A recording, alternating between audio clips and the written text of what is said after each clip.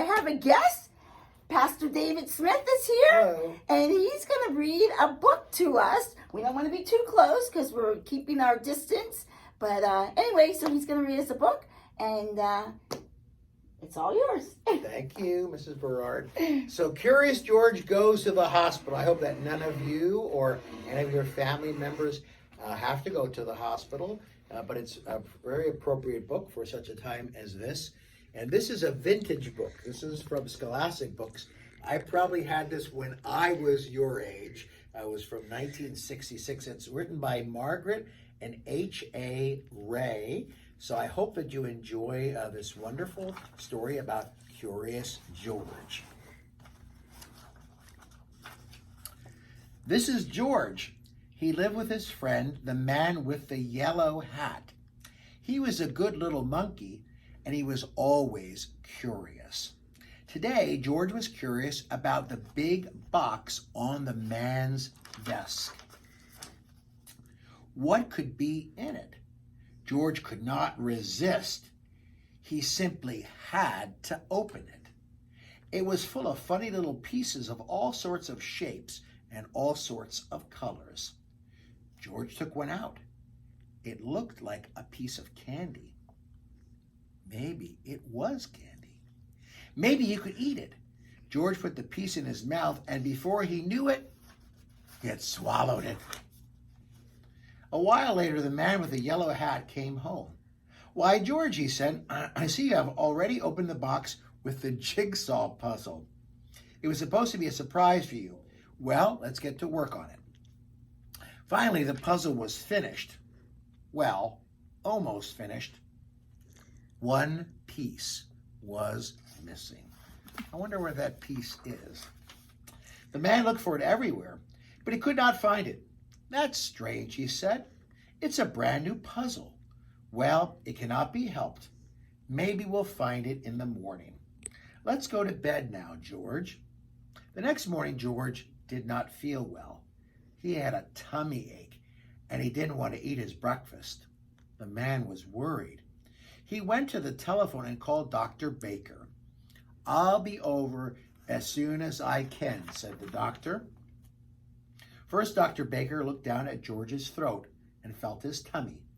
Then he took out a stethoscope and listened. "I'm not sure what's wrong," he said. "You better take George to the hospital and have an x-ray taken. I'll call them and let them know that you are coming." "Don't worry, George," said the man when they were driving to the hospital. "You've been there before when you broke your leg. Remember how nice the doctors and the nurses were?" George held his big rubber ball tight as they walked up the hospital steps. I bet he was a little worried about what would happen in the hospital. A nurse took them down a long hallway to a room when she gave George something to drink that looked white and tasted sweet. "It's called barium," the nurse explained. "It helps the doctors find out what is wrong with you, George." In the next room stood a big table, and the doctor was just putting on a heavy apron. Then he gave the man one just like it. George was curious. Would he get one too? No, he did not. "Get on that table, George," the doctor said. "I'm going to take some x-ray pictures of your insides." He pushed a button, and there was a funny noise. "There. Now you may get up, and you will have the x-ray developed right away." "Now, let's see. There is something there that should not be," said the doctor when they were looking at the x-rays. "Why, that looks like, I think it must be a piece that was missing in our jigsaw puzzle yesterday," said the man. "Well, well, well," said the doctor. "At least you know now what's wrong with our little patient. I'll tell Dr. Baker right away. George will have to stay at the hospital for a few days.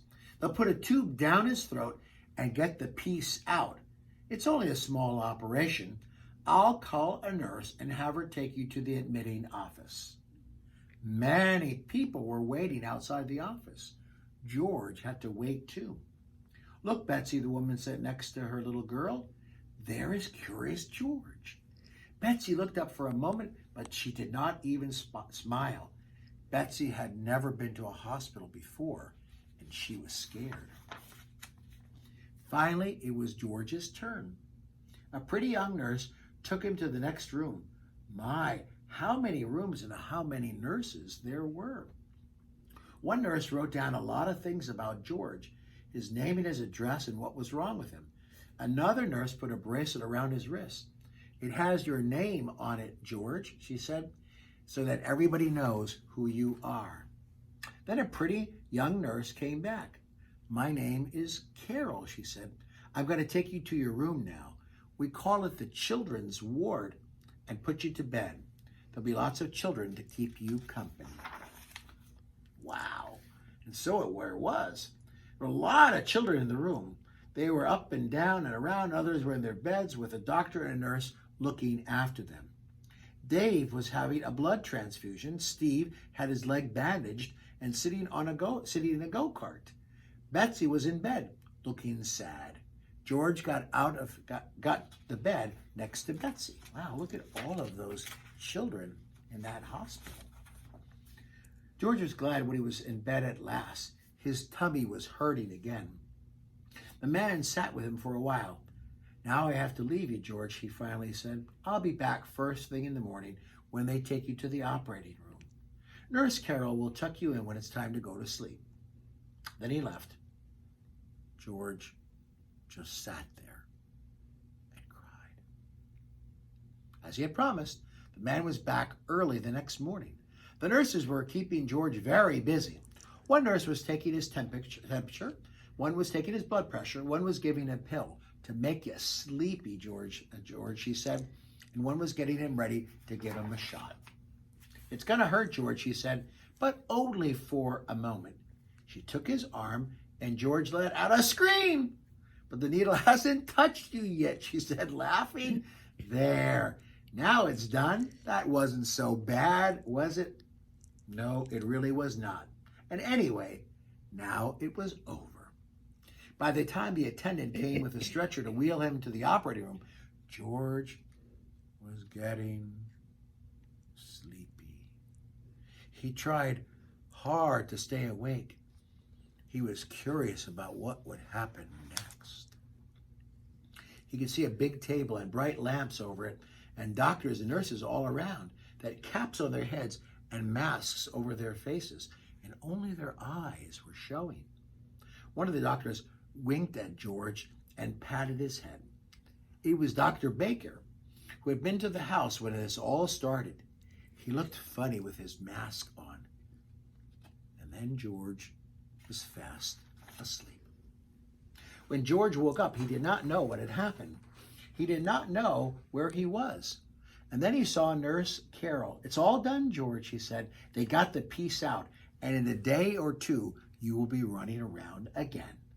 The man had brought him a picture book. But George felt sick and dizzy. His throat was hurting too. He was not even curious about the new book. He closed his eyes again. We'll let him sleep, said Nurse Carol. The more he sleeps, the better. The next morning, George felt better. He even ate a dish of ice cream. Dr. Baker came to see him, and the man, of course, came too. Betsy was watching him from time to time. She seemed a little less sad, but she still did not smile. Steve wheeled his go-kart over to George's bed. Tomorrow, I can get up and try to walk, he said. Boy, I can hardly wait. I'll take you to the playroom now, George, Nurse Carol said the next morning, and in the afternoon, your friend will come and take you home.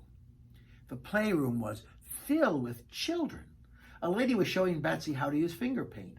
There were all sorts of things to play with, even a puppet theater, and that was just a thing for George. He had 4 hands, so he could handle 4 puppets at the same time. George gave a real puppet show with a dragon and a clown and a bear and a policeman. The children laughed and shouted, and even Betsy, for the first time, smiled a little. There was a TV set in the playroom and also a record player. George was curious. If he climbed on the record player and turned on the switch, it would go round and round and round like a merry-go-round. It did. It It started slowly, and then it went faster and faster, and whoopee! George had lost his balance and was sailing through the air. Luckily, George landed on soft cushions. The children cheered, and Betsy smiled again. George was so funny. Then the play lady picked George up. That's enough for now, she said. You better take a nap before lunch. We have a big day ahead of us. The mayor is coming to visit the hospital today, and later on you will be going home, George. When George woke up, Steve was taking his first steps. A nurse was helping him, and the children were watching. The go-kart was standing empty. George was curious. He looked at it, then he climbed onto it. I don't think this is going to end well.